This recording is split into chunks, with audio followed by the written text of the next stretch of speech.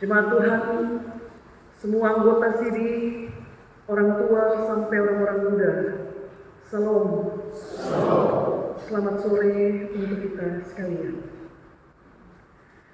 Dalam kesempatan kita beribadah sore ini, firman Tuhan diperdengarkan kepada kita di bawah tema perenungan syukur atas kasih karunia.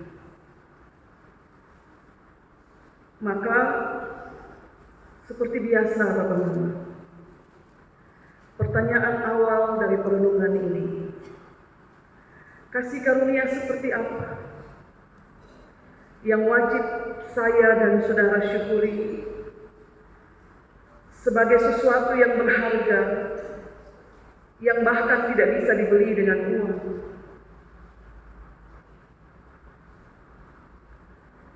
Bapak Mama tahu, ada banyak sekali barang-barang bermerek, dan barang-barang itu nilainya fantastis. Dari kendaraan, properti atau rumah, perhiasan, pakaian, semua barang-barang bermerek itu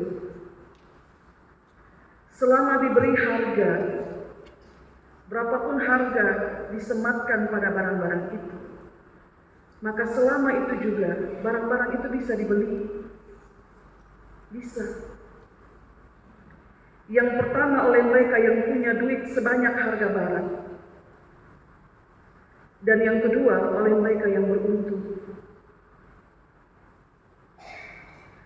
Tapi kalau kita bicara tentang kasih karunia, maka hal yang mesti kita ingat, saudara tidak akan pernah menemukan ada rincian harga yang menempel pada kasih karunia itu, yang memungkinkan saudara untuk beli kasih karunia itu dengan uang. Tidak ada. Bapak Mama pergi ke toko baju, ada baju-baju dijual di situ, ada label harga terpasang di situ. Kalau uangmu sesuai dengan harga, Anda bisa beli. Tapi soal kasih karunia, Bapak Mama tidak akan pernah menemukan ada label harga terpasang di situ yang memungkinkan saudara beli itu dengan uang. Karena apa? Karena kasih karunia itu adalah anugerah Allah yang diberikan di dalam Yesus Kristus kepada saya dan saudara. Dan karena itu, saudara tidak akan pernah menemukan ada label harga menempel pada setiap karunia yang Tuhan beri. Anugerah itu pemberian cuma-cuma. Pemberian cuma-cuma itu datangnya dari Allah, yang Dia kasih kepada barang siapa yang Dia kehendaki, tanpa ada label harga disertakan. Tapi wajibnya cuma satu, saudara balas pemberian itu dengan hati yang penuh dengan ucapan syukur. Jadi firman Tuhan bilang begini, kau dikasih karunia dalam dirimu, talenta. Terimalah itu dengan ucapan syukur, dan jangan pernah menyombongkan diri dengan talenta itu. Karena apa? Karena tidak ada label harga saat karunia itu diberi, hanya dengan ucapan syukur.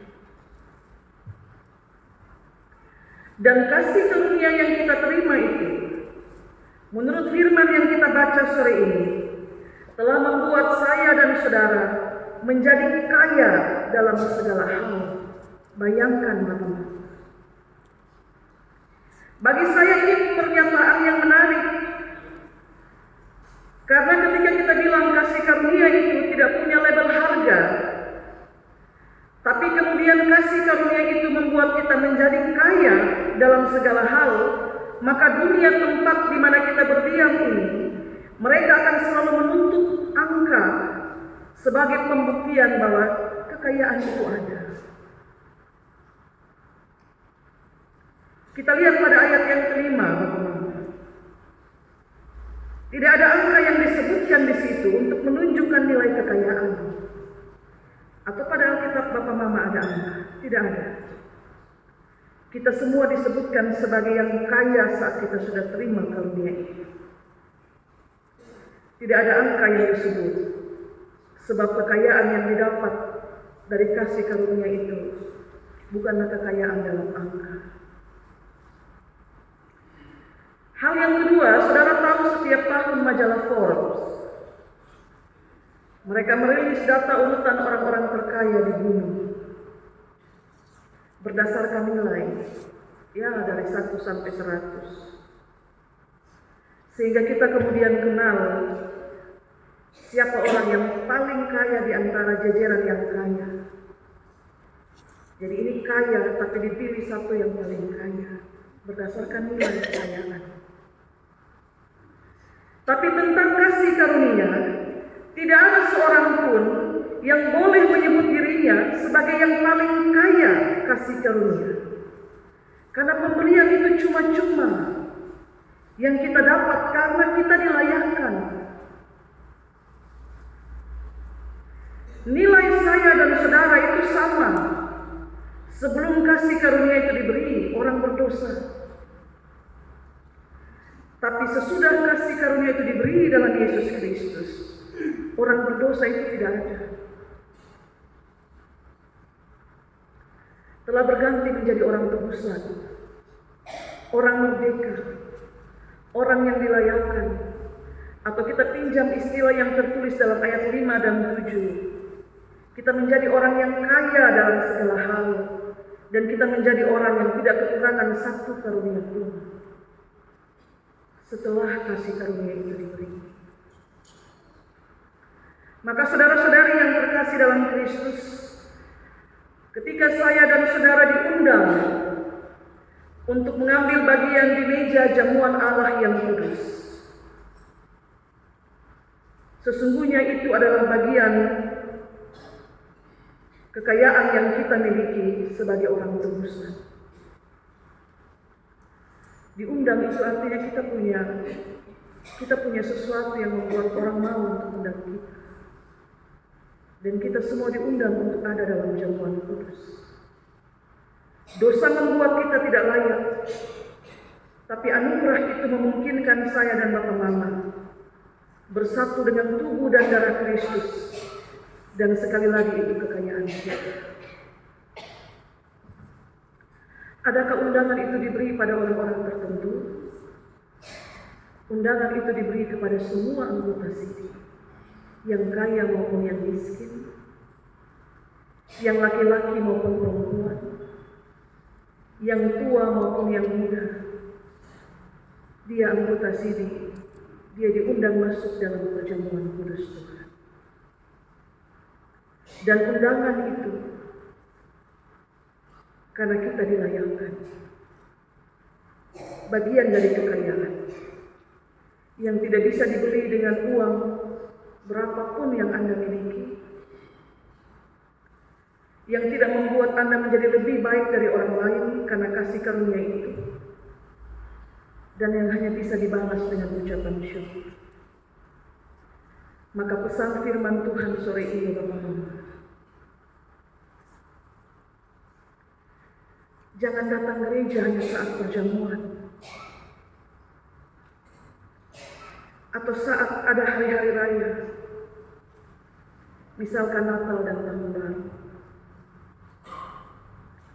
Hari Minggu atau hari-hari perjamuan kudus diselenggarakan, juga jangan hanya lewat saat di depan gereja, padahal statusnya anggota sini.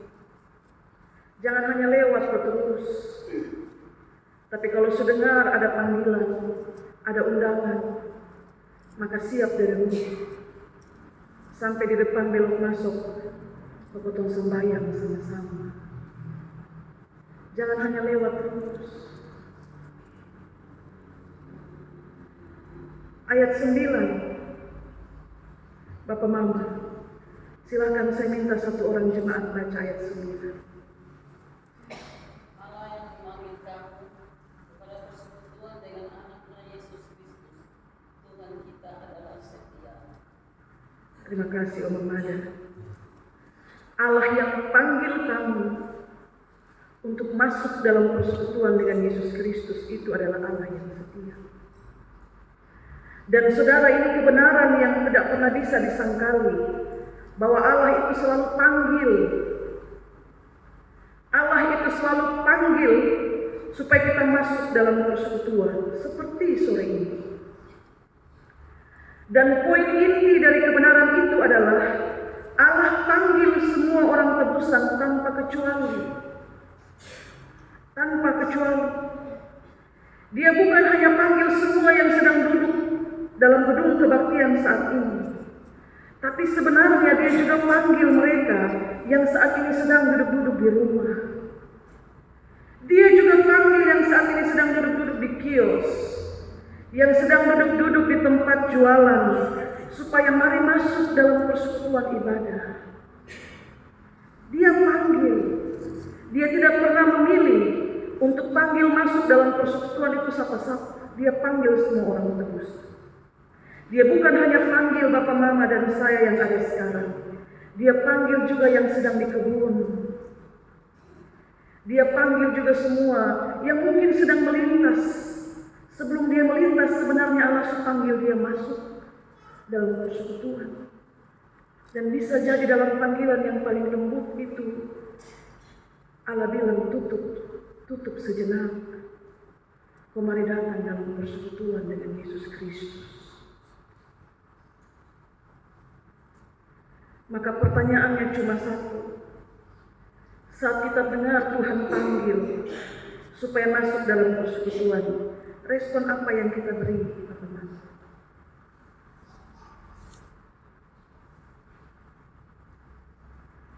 Mari kita buka Mazmur 95. Kita mau baca ini sama-sama, jadi Bapak Mama juga buka di situ. Mazmur 95. Sudah ya? Kita akan baca ayat 6 sampai 8.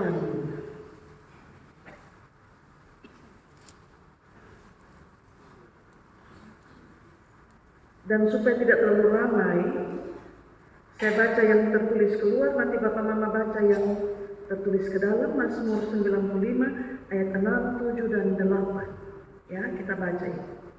Masuklah, marilah kita sujud menyembah. Sebab Dialah Allah kita. Dan itulah penggembalaannya dan Pada hari ini sekiranya kamu mendengar suaranya. janganlah keraskan hatimu diskusi di beriman seperti pada waktu. Demikian pernyataan firman Tuhan. Kita semua dipanggil masuk dalam persekutuan untuk menyembah Tuhan. Maka kalau suara panggilan itu didengar, yang harus kita buat jangan keraskan hati. Jangan bilang masih ada besok, karena selalu saya bilang, besok itu kemungkinan, yang pasti itu cuma hari ini. Jangan keraskan hatimu, karena ada waktu Tuhan beri kita kerjakan semua bagian kita. Tapi ada juga waktu kita harus berhenti untuk merespon panggilan Tuhan masuk dalam persekutuan.